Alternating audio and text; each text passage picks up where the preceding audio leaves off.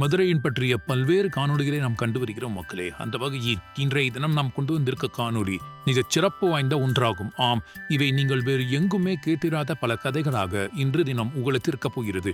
நிச்சயமாக இந்த காணொலியை ஒரு இடத்துல கூட ஸ்கிப் பண்ணாம பாருங்க மக்களே.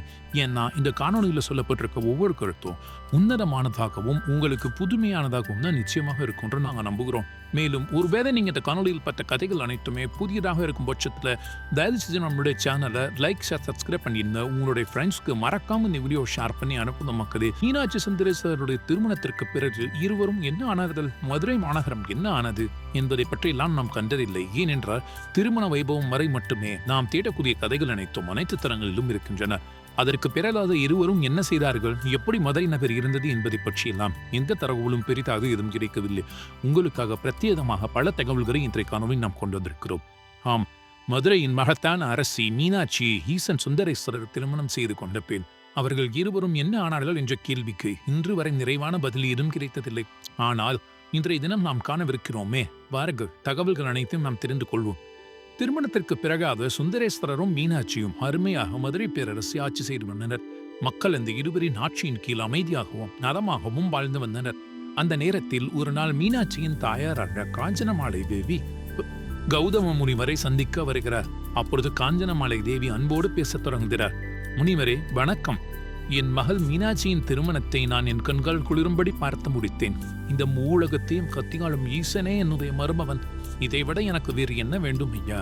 இப்பொழுது இருவரும் நல்ல முறையில் நாட்டில் ஆட்சி பணிகள் அனைத்தையும் மேற்கொண்டு வருகிறார்கள். ஆனால் இதோடு என் பயணம் முடியட்டும் என்று எனக்குள் தோன்றுகிறது. அதனால் பிறவா நிலையை அடைய நான் விரும்புகிறேன் ஐயா. அதற்கான மார்க்கத்தையும் வழியையும் நீங்கள் தயவு செய்து கூற வேண்டும் என்று சொல்லி முனிவரிடம் பணிவுடன் அவர் அமர்ந்திருந்தார். கௌதம முனிவர் புன்முறுவல்களுடன் பதில்களை சொல்லத் தொடங்கினார். தாயே, நீ கூறும் பிறவா நிலையை தர சில உயர்ந்த வழிமுறைகள் உள்ளன. அவை கடினமானவையாக இருந்தாலும் அவற்றை பின்பற்றினால் நீ நினைப்பது போலவே பிறவு இல்லாமை நிலை உன்னை நிச்சயம் வந்தடையும். அந்த 3 முக்கியமான வழிமுறைகளை நான் உனக்காக கூறுகிறேன். கவனமாக கேட்டுக்கொள்ளும் என்று சொல்லி முதல் வழிமுறையை கூறினார் கௌதம முனிவர். ஆழ்ந்த தியானம் மற்றும் உண்மையான தர்மம். நீ எந்த சூழ்நிலையிலும் உண்மையே சொல்ல வேண்டும், பொய்யுரைக்க கூடாது. தர்மம் மிக முக்கியம். அந்நியாயத்துக்கான இடம் கொடுக்கக்கூடாது. மனதை அமைதியாக வைத்துக் கொண்டு தியானத்தில் இறைவனை ஒருநிலைப்படுத்தி சேர்ந்து அவரையே நினைத்து பூஜித்து மறக்க வேண்டும். இதுவே அந்த வழியை அறைவதற்கான முதல் வழி. 2வது வழிமுறையும் கூறுகிறேன், நன்றாக கேட்டுக்கொள். சிவபெருமானை அனுதினமும் பூச்சி ஓம் நமச்சிவாய என்னும் மந்திரத்தை தினமும் பல முறை சொல்ல வேண்டும். யாகங்கள் நடத்தி சிவனை போற்றி பாட வேண்டும். வேத நூல்களை படிக்க வேண்டும். சிவனின் பெருமைகளை கற்றுக்கொண்டு அனைவரிடமும் சென்று பரப்ப வேண்டும். இதுவே 2வது வழிமுறை எனச் சொல்லி கௌதம முனிவர் கூறினார். தொடர்ந்து முனிவர் 3வது வழிமுறையை கூறினார். சிவாலயங்களில் வழிபாடு மற்றும் யாத்திரையாக சிவாலயங்களுக்கு செல்லுதல், திருப்பணிகளை மேற்கொள்ளுதல் என சிவன் உறையும் கோவில்களை நோக்கி யாத்திரைகளையும் நீ செல்ல வேண்டும். 7 கடல்களிலும் நீராட வேண்டும். இந்த 3 வழிமுறைகளையும் சுட்டிக்காட்டிய பின் கௌதம முனிவர் அன்போடு கூறினார். தாயே, இந்த 3 வழிகளில் நீங்கள் குறைந்தபட்சம் ஒரு வழியை மட்டும் கூட உண்மையோடு கடைபிடித்தால் நிச்சயமாக பிறவி இல்லாத நிலையை நீங்கள் அடையலாம். அந்த புண்ணிய நேரத்தில் கௌதம முனிவர் வார்த்தைகளில் மௌனமாக ஒழித்துக் கொண்டிருந்தது அவளுடைய மனதில். காஞ்சனமாலை உள்ளத்தில் ஒரு ஆழ்ந்த குழப்பம் எழுந்தது. ஆம், 3வது வழிமுறையான சிவாலய யாத்திரை எனக்கேற்றதாய் தான் தோன்றுகிறது. ஆனால் என் கணவர் மலையத்துவ பாண்டியன் பல ஆண்டுகளுக்கு முன்பே மறைந்து போய்விட்டாரே. நானும் இப்பொழுது வயதானவள். மதுரையில் கடலே இல்லை, வைகை நதி மட்டுமே உள்ளது. நீண்ட தீர்த்த யாத்திரைகளுக்கும் என் உடல் இந்த வகையிலும் ஒத்துழைக்க முடியாத நிலைக்கு வந்து விட்டதே. அப்படியானால் நான் பிறவியற்ற நெறியை அடையவே முடியாதவளாகிவிட்டேனா என்ற எண்ணம் கிழக்கு காற்றளவு காஞ்சனமாலையின் நெஞ்சத்துக்குள் வீசிக் கொண்டிருந்தது. அவள் இதயத்தின் ஆழத்தில் ஏமாற்றம் கலந்திருந்தது.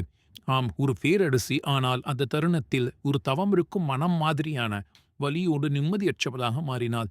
தன் உள்ளம் கனிந்தபடி தன் வாழ்வில் நிகழ்ந்த ஒவ்வொரு அனுபவத்தையும் ஏமாற்றங்களையும் எண்ணங்களையும் தன் அன்பு மகளான மீனாட்சியிடம் புலம்பி துயரத்துடன் பகிர்ந்தாள் காஞ்சனமாலை. மகளே மீனாட்சி, நீ என் நிலையை பார்த்திருப்பாயாக. இந்த பிறவியிலே நான் பிறவியற்ற நிலை அறைவதற்கான ஆசையுடன் அந்த பரம்பொருளின் பாடங்களை நாட விரும்புகிறேன். ஆனால் அது எனக்கு கிடைக்காத ஒன்றைப் போல தெரிகிறதே அம்மையே. இது என்ன விதி மகளே என்ற அவள் வார்த்தைகளில் ஒரு தேவியின் துயரமும் ஒரு தாயும் ஏக்கமும் புலப்பட்டன. தன் தாயின் உள்ள குமரலே அவளை ஆசைகளையும் ஆழத்தையும் கேட்ட அம்சமாயிருந்த மீனாட்சி தேவியின் முகம் சுருங்கியே போனது. உடனே சுந்தரேஸ்வர பாண்டியனை நோக்கி நடந்து சென்றார். அவள் மெல்ல இறங்கி பேசினார். சுவாமி, என் தாயார் பிறவியற்ற நிலையை அடைய வேண்டும் என்று தீர்மானமாக விரும்புகிறார். ஆனால் அது பெற 7 கடல்களில் நீராட வேண்டுமாம் என்று சொல்லி சுந்தரேஸ்வரரிடம் எடுத்துக் கூறிக்கொண்டிருந்தார். ஆனால் மதுரையில் கடல்களே இல்லையே. அதனால் என் தாயார் விரக்தியுடன் கண்ணீரில் மூழ்கியிருக்கிறார்.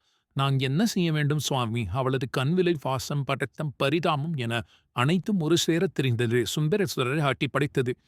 அப்பொழுது சுந்தரேஸ்வரர் பேசத் தொடங்கினார். பாண்டியனாகிய அவர் எழுந்து அழகு நிறைந்த ஆனந்த கர்ஜனையோடு கூறினார். உன் தாயின் விருப்பம் ஒருபோதும் பொய்யாக முடியாது மீனாட்சி. அவளது பக்திக்கும் தீர்மானத்திற்கும் மதிப்பளிக்கும் விதமாக 7 கடல்களும் தாமாகவே மதுரை மாநகருக்கு வந்து சேரும். அச்செய்தி அவரிடம் சென்று கூறு. அந்த வார்த்தைகள் வானில் பிடியென ஒலித்தன. மதுரை மாநகரமே அதனால் அதிர்ந்து போனது. எப்படி 7 கடல்கள் இங்கே வரப்போகின்றன, அதுவும் மதுரை நோக்கி? கடலே இல்லாத பிரவாசத்தில் இது எப்படி சாத்தியம் எனச் சொல்லி மீனாட்சி தேவியின் உள்ளம் வியப்பால் அலைக்கடந்து கடந்தது. அவளது பார்வை அதிர்ச்சியுடன் சுந்தரேஸ்வரரை ஒரு கணம் நோக்கியது. ஆனால் அடுத்த நொடியே மதுரையின் ஒரு புறத்தில் அமர்ந்திருந்த ஒரு சாதாரண கிணற்று ஒன்று காதை பிளக்கும்படியான ஓசை ஒன்று வெளியே வந்தது. ஆழமான கதிர் ஒலியது. அந்த ஓசையை கிட்ட மதுரை மக்கள் அனைவரும் என்ன நடக்குது என்ற எண்ணம் குழக்கத்தோடும் கூச்சலிட்டுக் கொண்டு அங்குமிங்கும் ஓடித்திரிந்தனர்.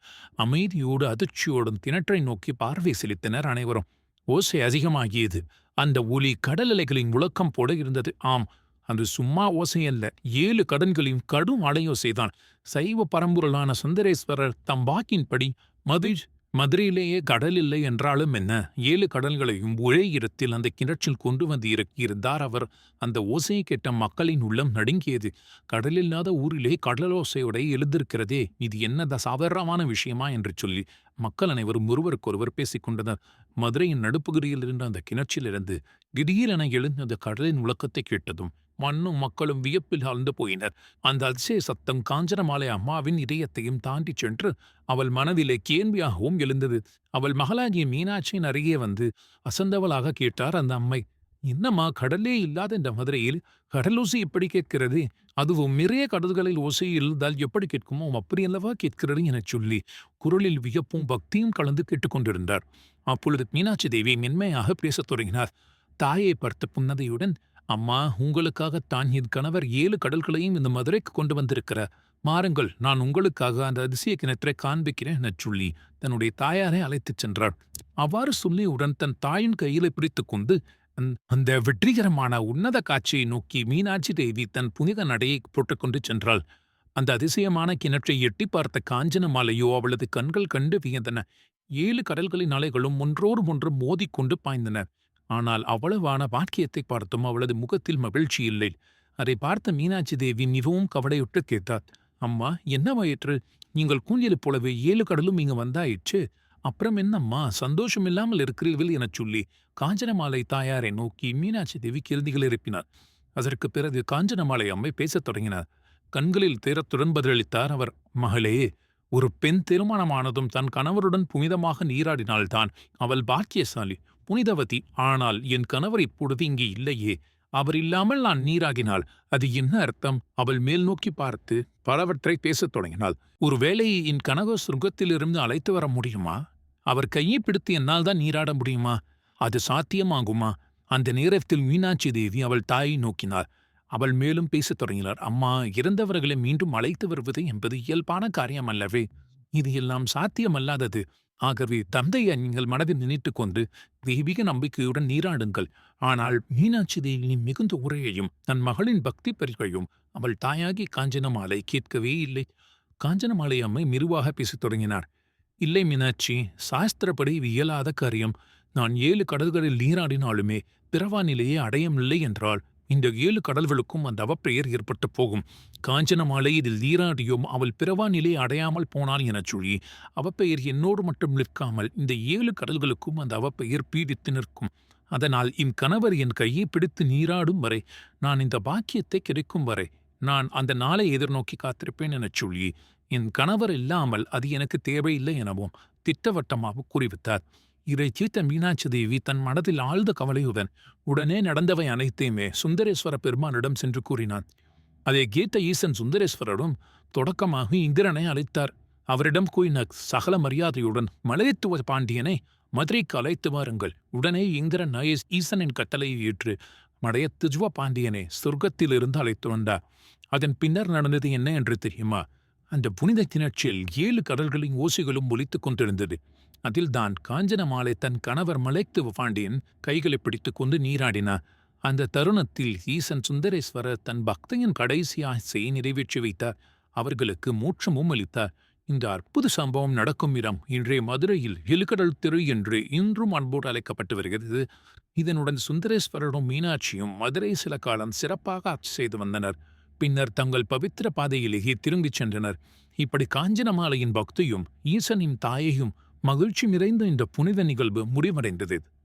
இதனுடன் இந்த பகுதி நிறைவேறுகிறது. ஆனால் அடுத்த பகுதியில் நாம் காணப்போவதில் மீனாட்சியும் சுந்தரேஸ்வரரும் இதற்கு பிறகாகவும் என்னென்ன செய்தார்கள், அவர்களின் கதை இதோடு முடிந்ததா என்ற கேள்வியை உங்கள் முன்னால் வைத்தார். அதற்கு நீங்கள் பதில் என்னவென்று சொல்வீர்கள் என்று நாவல் காணவிருக்கிறோம். ஆம், கமெண்ட் செக்ஷன்ல உங்களுக்கு தெரிஞ்ச கருத்துக்களை நிச்சயமாக பதிவிடுங்க மக்களே.